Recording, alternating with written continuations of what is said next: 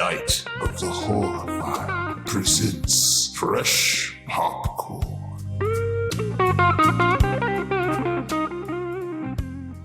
So scrolling through my usual Friday night indie search on the various platforms I have was interrupted by a surprise.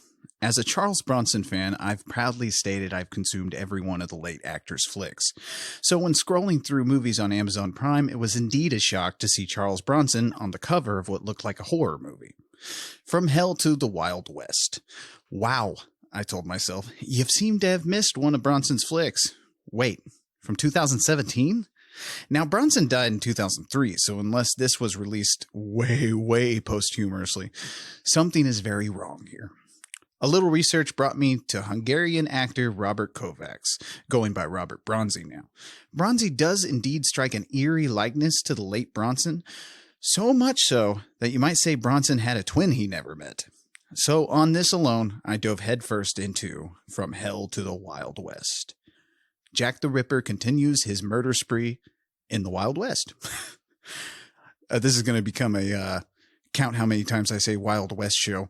Anyway, sounds ridiculous enough, and the IMDb score is way low.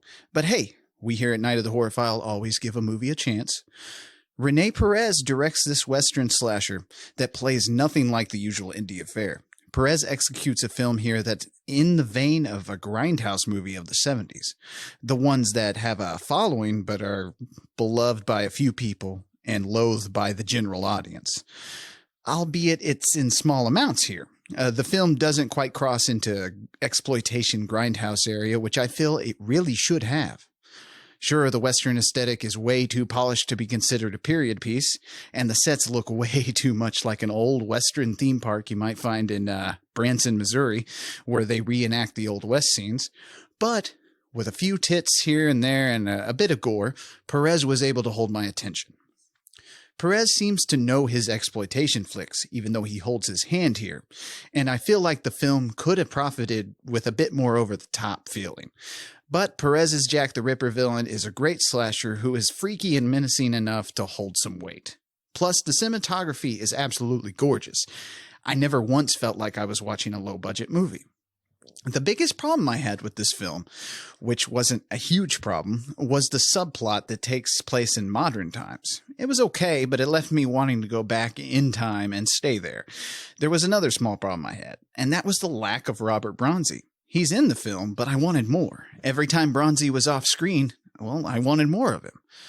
Bronzi isn't the best actor, but arguably neither was Charles Bronson, so I really wanted to stay with Bronzi.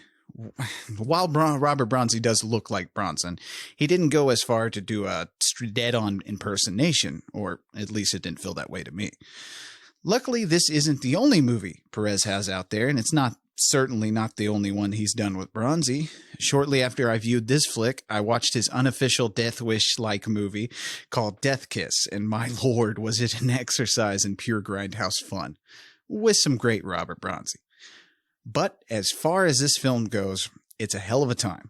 It's interesting, and it's certainly worth your time. It may not be the best film, but I liked it. It's out there and unnecessarily gory, but it's a great batch of fresh popcorn. Check out From Hell to the Wild West today on Amazon Prime. Thank you.